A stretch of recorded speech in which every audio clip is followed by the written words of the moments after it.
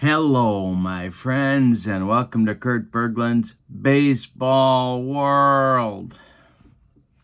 So there I was the other day, just cleaning as I occasionally do.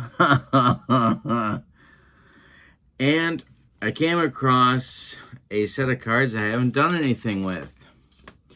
It's the original franchise All-Stars from APA. And I did a little research. I did not own these cards originally.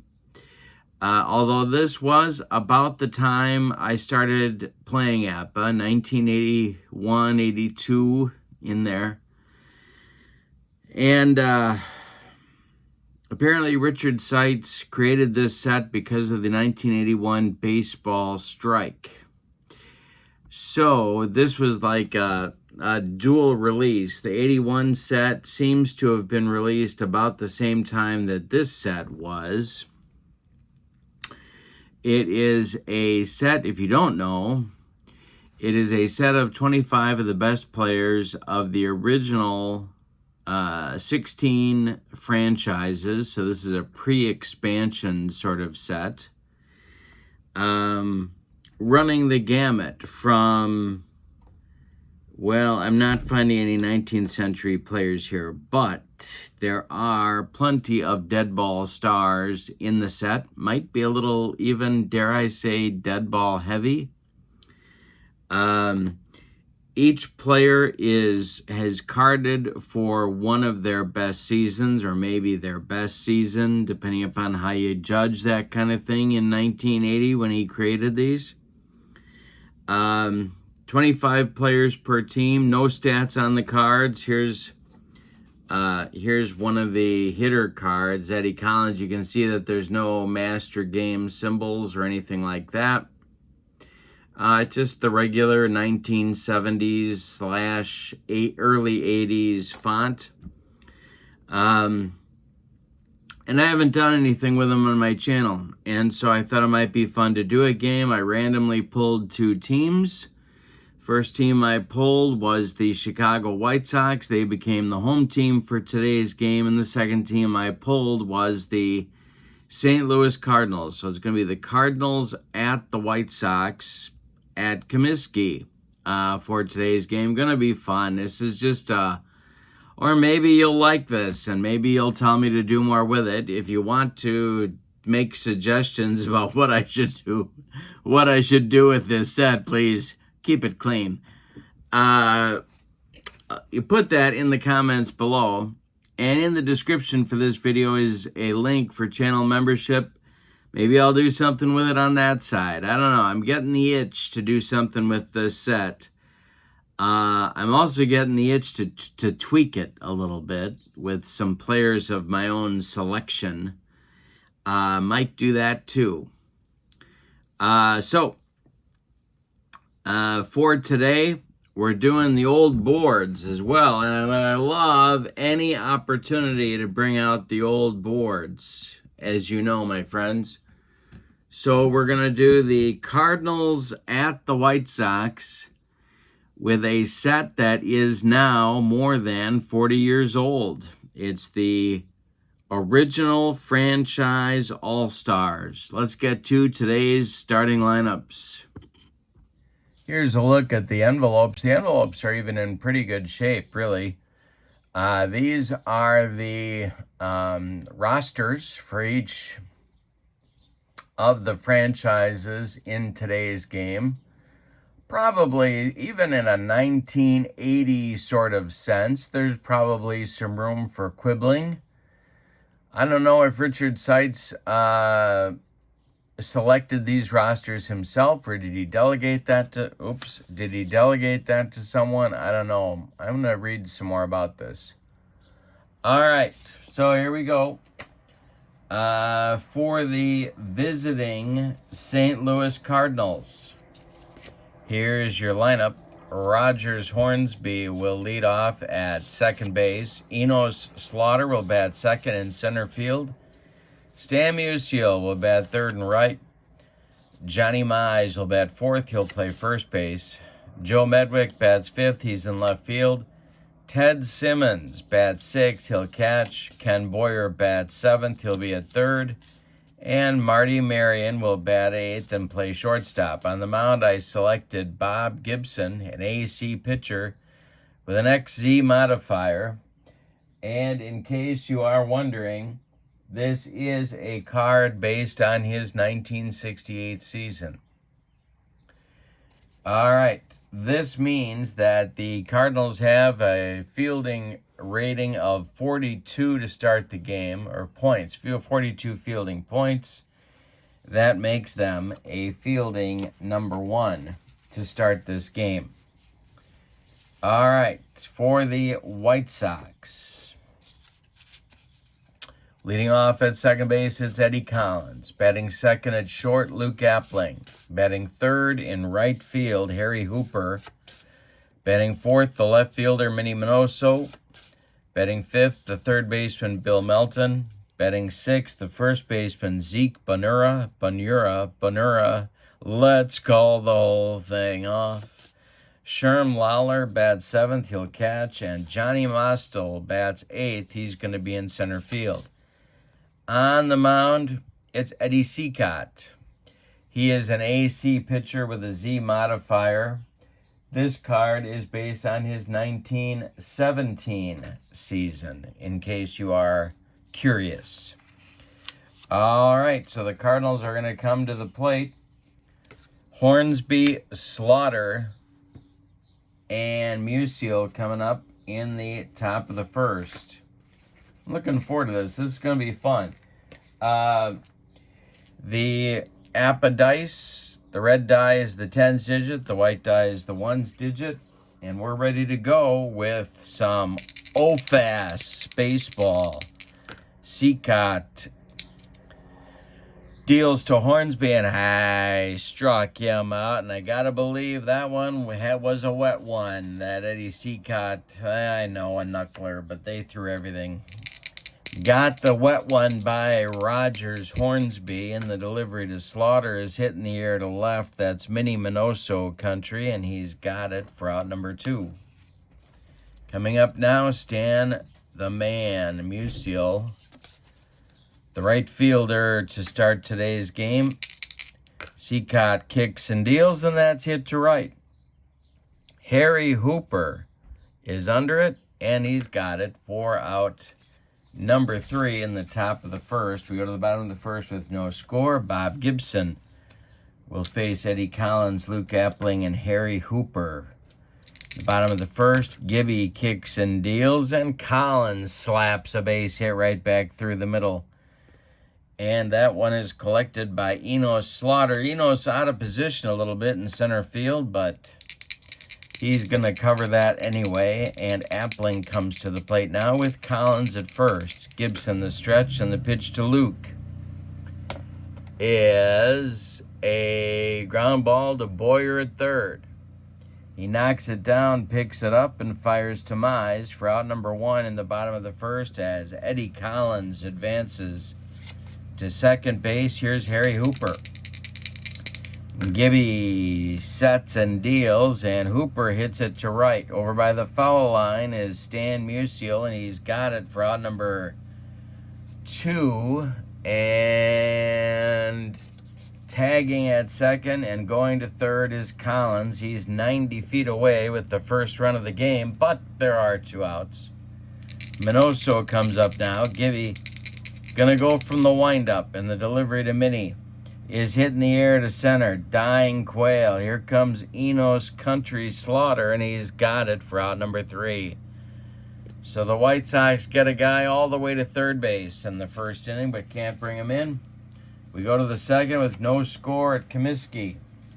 Seacott will face Mize, Medwick, and Simmons in the top of the second. The delivery from Seacott is a jam job pop-up for the big cat.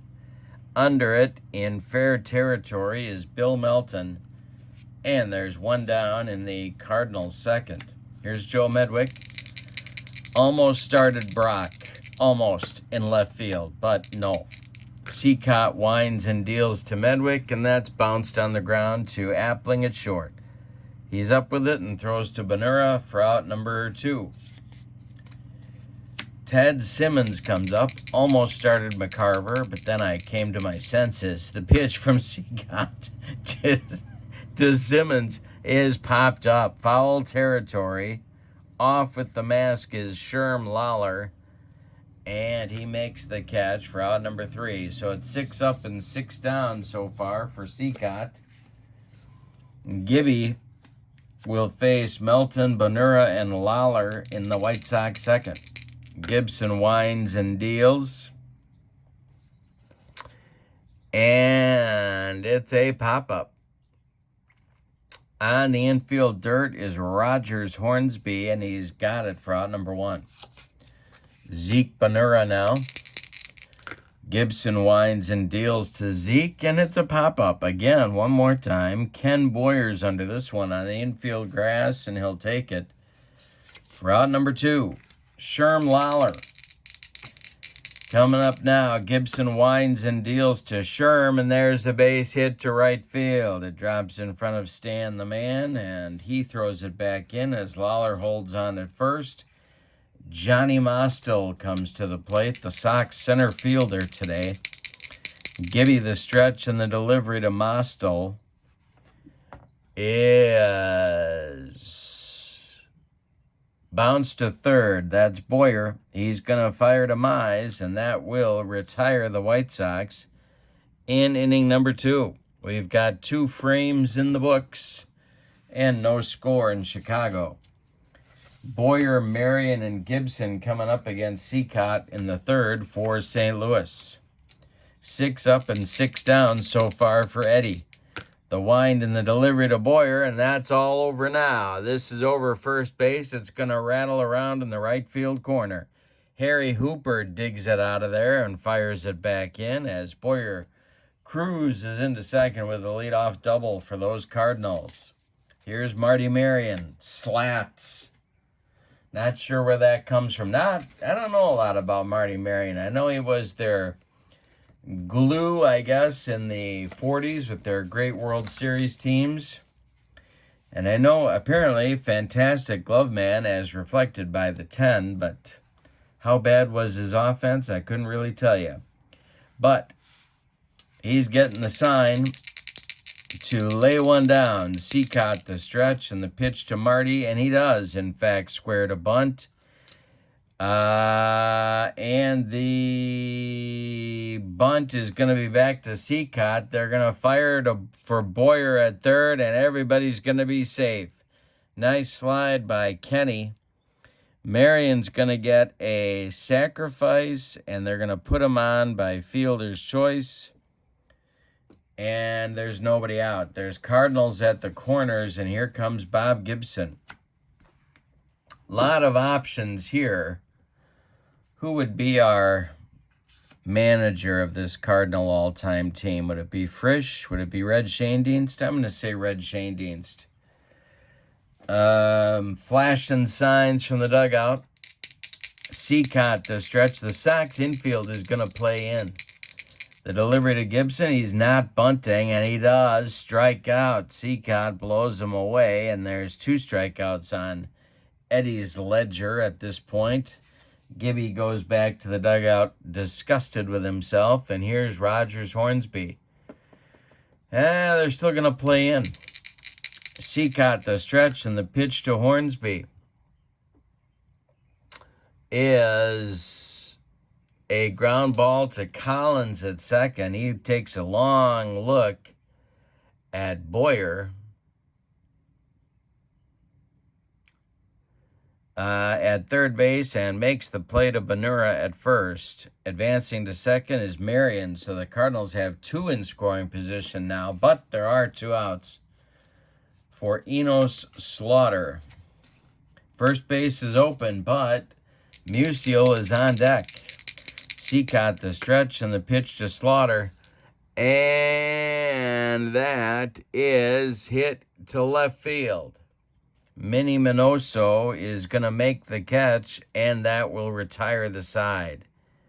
Seacott gets into and then out of trouble in the third inning. We go to the bottom of 3. The Cardinals with 1 hit in the third. They leave 2. They don't score. We go to the bottom of 3, and it's a scoreless tie at Comiskey. Seacott will lead off the Sox third and be followed by Collins and then Appling. Bob Gibson winds and deals, and that is taken for a ball. Gibson winds and deals to Seacott, and he strikes him out. Made him look sick on that fastball, and 1 down in the bottom of the third. Here's Collins. Collins has one of the White Sox 2 base hits in this ball game. The delivery to Eddie is a pop-up. In short right field, Rogers Hornsby is going to take it for out number 2. Luke Appling comes to the plate now. Gibby kicks and deals to Luke Appling, and it's bounced to first. Johnny Mize is going to take it to the bag, unassisted, for out number 3. We go to the 4th, and we have no score. The Cardinals have no runs on 1 hit. They have committed no errors. And the White Sox have no runs on 2 hits. They have committed no errors, really, but they did misplay the bunt in the third, but it didn't end up costing them. In the 4th, it'll be Musial, Mize, and Medwick. The M&M boys coming up against Seacott. The pitch to Eddie is a comebacker. He knocks it down, picks it up, throws to Benura, and there's 1 down in the Cardinal 4th. Johnny Mize comes to the plate. He's 0 for 1. Seacott winds and deals, and he walks Mize. Johnny trots down to first. That's the first free pass issued by Eddie Seacott. 1 on and 1 out in the top of the 4th. Here's Medwick. Medwick's 0 for 1. Seacott the stretch, and the pitch to Ducky is a comebacker. Seacott knocks this one down, throws to Benura, and they get Medwick as Mize moves to second base with 2 outs. Now it's Simba. Ted Simmons coming up with a chance to put the Cardinals in front, but he needs a 2-out hit to do it. Seacott the stretch, and the pitch to Teddy is hit in the air to left. Minnie Minoso coming on, and he'll make the catch for out number 3. We've played 3.5 with no score in Chicago.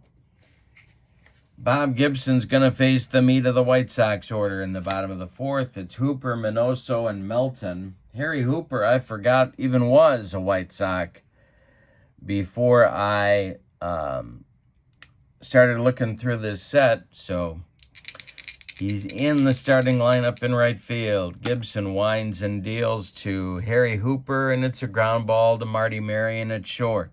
He charges, throws on the run, and they get Hooper at first. 1 down. Here's Minnie Minoso.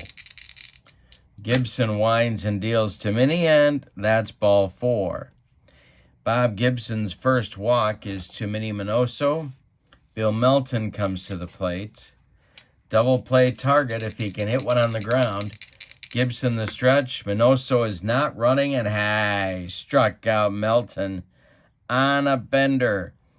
2 strikeouts for Hoot, and Minoso still at first. Here's Zeke Benura, the other big-time power threat in the lineup.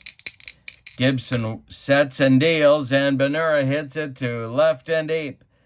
Back goes Joe Medwick. Warning track, wall, and it's gone. A 2-run bomb for Zeke Benura. And a quick look at his numbers. In 1937, he hit .345 with 19 home runs for these White Sox. So that got him in the starting lineup, and he made it pay off by hitting a 2-run home run there. It's 2-0 White Sox, and Sherm Lawler comes to the plate. Gibson winds and deals to Sherm, and it's a ground ball to Hornsby at second. He gloves it to his left, cuts it off from going into right field, makes a nice play to Mize 4 out, number 3. But in the 4th inning, the White Sox break through with 2 runs on 1 hit. Say it with me. Oh, those bases on balls. We go to the 5th with your score, the White Sox 2 and the Cardinals nothing. Boyer, Marion, and Gibson coming up in the Cardinal 5th. Seacott winds and deals, and Boyer hits one to center. Dying Quail. Here comes Johnny Mostel, and he's got it for out number 1. Nice running catch by the White Sox center fielder there. Here's Marty Marion. Reached on a bunt back in the 3rd. The pitch from Seacott to Marion is hit back to Seacott. He throws to Benura, and there's 2 outs in the Cardinal 5th. That will bring up Bob Gibson with 2 outs and nobody on. Seacott winds and deals to Gibby, and he pops it up. Foul territory near the screen. Sherm Lawler throws away the mask and takes it for out number 3. We're halfway through this one, and we got a good one. It's the White Sox 2 and the Cardinals nothing. Gibson will face Mostel, Seacott, and the top of the order with Eddie Collins in the bottom of the 5th. The wind and the delivery by Gibson to Mostel, and it's a hanger. Mostel drills this one into right center field, and it's going to go to the wall. Slaughter and Musial run it down. Enos fires it toward the infield. Mostel's going to hold on with a leadoff double. Eddie Seacott comes to the plate. A lot of options here, too, but I think he's going to get the sign to lay one down. Gibson the stretch and the delivery, and he does. No, it gets by Simmons. Going to be a pass ball as Mostel goes to third base. That's going to force the Cardinals to bring the infield in. All right, the next delivery to Seacott. He's not bunting, but he does strike out. He didn't come within 3 feet of that curveball, and so there's 1 down in the Sox 5th. Here's Eddie Collins. The stretch by Gibson and the delivery to Eddie Collins. He squares to bunt. He pops it up. Caught by Simmons. He fires down to Marty Marion, and it's a double play. Well, sometimes you get a little too cute. So it's a 2-6 double play as Boyer was charging. Marion covered third, and Simmons caught the popped-up bunt and fired down to Marty Marion for the double play before Mostel could get back to third base. So the Sox squander a leadoff double in the 5th. We go to the 6th with your score Chicago 2 and St. Louis 1 and nothing. Excuse me. Let me try that again. I'll get it right. Chicago 2 and St. Louis nothing. And it'll be the top of the Cardinal order. What I usually try and do is alternate left-right, but I had a feeling about Hornsby leading off this game. So what I usually do is, like, I'd put Slaughter first, Hornsby second, but I was going to mess that up anyway with Musial and Mize, and so it just worked out. All right, so here's Hornsby against Seacott. The delivery to Rogers is taken for a ball. Seacott winds and deals, and this is popped up. Sherm Lawler with another chance makes the catch for out number 1 in the 6th, counting. Remember, my friends, there's 3 kinds of people, those that can do math and those that cannot. Here's Enos Slaughter 0 for 2. Seacott winds and deals, and he bounces one to short. This is Luke Appling. Old aches and pains fires to Benura at first, and there's 2 away. Stan Musial comes to the plate. Seacott's only allowed 1 hit. It was a double by Boyer back in the 3rd. Seacott winds and deals. And, hey, struck out Musial. That will retire the side. That is Eddie Seacott's third strikeout in today's game. He has, to this point, shut down the Cardinal attack, allowing only one hit and one walk while striking out 3. Bob Gibson's got to try and hold serve here. He's got Appling, Hooper, and Minoso coming up in the bottom of the 6th. Gibby kicks and deals, and Appling makes contact, hits it to center. Eno Slaughter in right center is going to make the catch for out number 1. Harry Hooper now 0 for 2. The delivery to him is a base hit to right field. Drops in front of Musial. 1 on, 1 out for the White Sox. And now Minoso comes up. Double play depth for the Cardinal infield. Gibson the stretch. And the pitch to Minoso is to right and deep. Mini going. Oppo. Back warning track. Wall. Musial. It's gone. A 2-run bomb for Minnie Minoso puts the Sox in front 4-0, and Gibson just shakes his head on the mound. All right, that's going to get the Cardinal bullpen started, and it's going to be no. It'll be Howie Pollitt and Spittin' Bill Doak starting to throw in the Cardinal bullpen. It's lefty-righty double-barreled action, just the way Red Shane Deans likes it whenever he's in with the Windy City. For now, Gibby facing Melton. The pitch to him is popped up. On the infield dirt, it's Ken Boyer, and he's got it for out number 2. Here's Zeke Benura, who has the other 2-run home run. His was back in the 4th. The pitch by Gibson is hit on the ground to Boyer. No, it rolls foul. The next delivery to Benura. He swings and misses on some high cheese, and that'll end the White Sox 6th. But they add to their runs. They never good to add to the runs.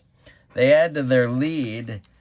And with 2 runs on 2 hits, we go to the 7th, and it's Chicago 4 and St. Louis nothing.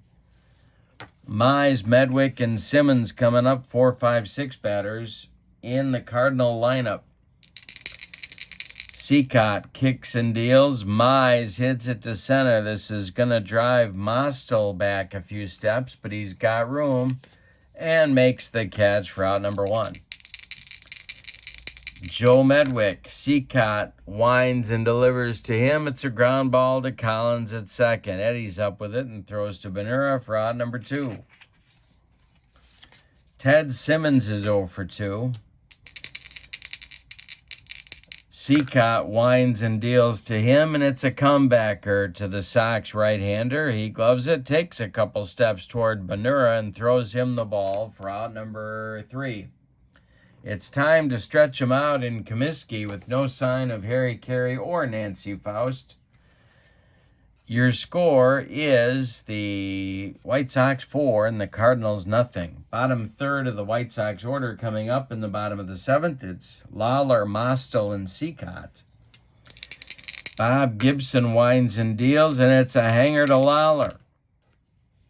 Sherm drills this one into right field, and it's going to scoot past Musial. Slaughter backing him up, but Lawler's going to help himself to a leadoff double. Here's Johnny Mostel. 1 for 2 for Johnny today. Gibson the stretch, and the delivery. He's not bunting. And it's bounced to first base. Johnny Mize gloves it. He's going to feed Gibson covering. And they retire Mostel as Lawler moves to third with 1 out. Here's Eddie Seacott coming to the plate. Infield is in for the Cardinals. The stretch by Gibson and the delivery to Seacott. He's squaring to bunt, and he gets it down. It's bunted back to Gibson. Lawler with a great break off third. Gibson's only play is to first, and that will bring home run number 5 for the White Sox on a squeeze bunt by Eddie Cicotte. Now with 2 outs and nobody on, it's Eddie Collins. Collins is 1 for 3. Gibson winds and deals to Collins, and there's a base hit. This goes to left field, collected by Joe Medwick. He throws it back in, and Luke Appling comes to the plate.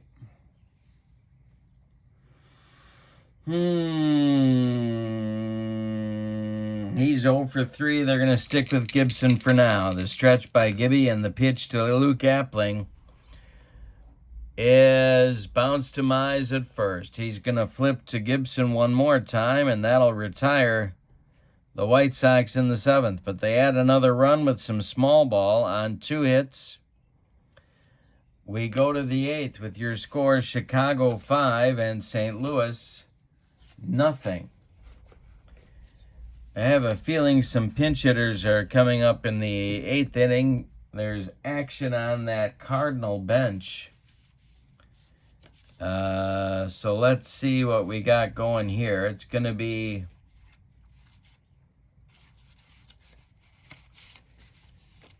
Lou Brock moving into the on-deck circle. Looks like he's going to bat for Marty Marion. And Sonny Jim Bottomley is close to that bat rack as well. He may be pinch hitting for Gibson. We shall see. But it's Ken Boyer to lead it off. He has the only Cardinal base hit off the servings of Mr. Cicotte to this point. We're in the 8th. 5-0 White Sox. Cicotte winds and deals. And he struck out Boyer, made him look sick. There's 1 down in the Cardinal 8th with Cicotte's 4th strikeout. Lou Brock comes up. Pinch hitting for Marion. The delivery by Cicotte is a pop-up. Bill Melton under it and taking it for out number 2. Sonny Jim Bottomley, the first baseman. Cicotte winds and deals to Sonny Jim, and he struck him. That's another wet one. That one was spraying spit on its way to home plate. All right, so we got some change. That'll retire the Cardinals in the 8th. Some changes coming for the Cardinals now. Gary Templeton is going to go in and play shortstop. This is in the pre-Ozzie Smith era. And, of course, usually I couldn't use Templeton because if he ain't starting, he ain't departing. But he's going out there now. And we're going to get a new pitcher for the Cardinals, and it's going to be left-hander Howie Pollitt. Howie is going to bat in the number 9 spot. The Cardinals are still rated a fielding 1. Pollitt is an A-grade pitcher with a Z modifier. And he's going to face the meat of the White Sox order, Hooper, Minoso, and Melton in the White Sox 8th. Howie Pollitt kicks and deals to Bill Melton, and it's a comebacker right back to Howie. He turns and throws to Mize for out number 1. Minnie Minoso comes up now. He hit a home run in the 6th. 1 for 2. Pollitt kicks and deals, and Minoso with a base hit to left field. Medwick gets it back in, and that'll bring up Bill Melton. Pollitt the stretch, and the pitch. No, that's going to do it. They're going to go to Spittin' Bill Doak to face the right-hander Melton. Pollitt's done after a third of an inning. Allows a hit. Doak is an AC pitcher with a Z modifier. He's a right-hander, and he's on to face Melton. The stretch and the delivery to Melton, and there goes Minoso. The throw from Simmons down to Hornsby is late, and Minnie's got himself a stolen base. Melton, the next delivery from Doak is popped up. Gary Templeton in short left field is going to make the catch for out number 2. Holding at second is Minoso. And it brings up Zeke Benura, who started the scoring with a 2-run homer in the 4th. Doak, the stretch, and the pitch to Zeke is hit in the air to left and deep. Medwick back. Warning track. He's got it for out number 3. So the Sox threaten but don't score in the 8th. We go to the 9th, and Eddie Seacott is looking to finish a one-hit shutout against these Cardinals. Not an easy task. He will face the top of the St. Louis order in the top of the 9th. It'll be Hornsby, Slaughter, and Musial coming up for Red Schoendienst. Hornsby's 0 for 3. This threesome, such fantastic hitters, they are combined 0 for 9. Seacott winds and deals to Hornsby, and it's a ground ball to Eddie Collins. Eddie gloves it, throws to Benura, and there's one down in the Cardinal 9th. Enos Slaughter.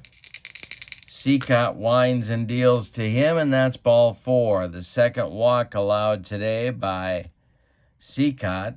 The first one was issued to Mize in the 4th inning. Stan Musial comes to the plate. In the White Sox bullpen, it's the flutterball specialists. Woody Wood and Hoyt Wilhelm are getting themselves loose in case Mr. Seacott runs into trouble. Here's Musial with Mize on deck. Seacott, the stretch and the delivery to Stan the man, is grounded to Appling at short. A worm burner. Luke's up with it and throws to Benura for out number 2. As Slaughter advances to second base, Stan Musial takes an 0 for 4. And Johnny Mize becomes the last chance saloon for the Cardinals in this one. Joe Medwick would be next. Seacott, the stretch, and the pitch to Mize is a comebacker.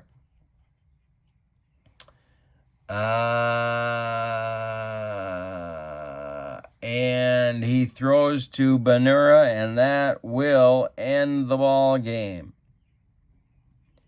Let's give you the totals on this one, and you never know.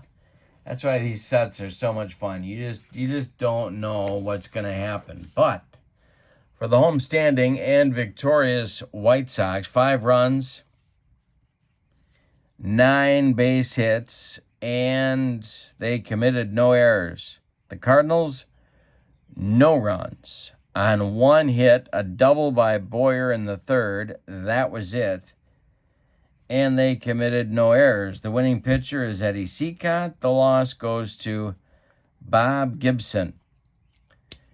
We'll say the MVP of the game is Eddie Seacott. You throw a one-hitter against an all-time Cardinal lineup, I'd say that's going to get the job done. All right, thank you for being with me. Hope you enjoyed this original franchise all-star game between the White Sox and the Cardinals. Let me know what you think in the comments. In the meantime, your final from Chicago, the White Sox 5 and the Cardinals nothing. Have a great evening. So long, everybody.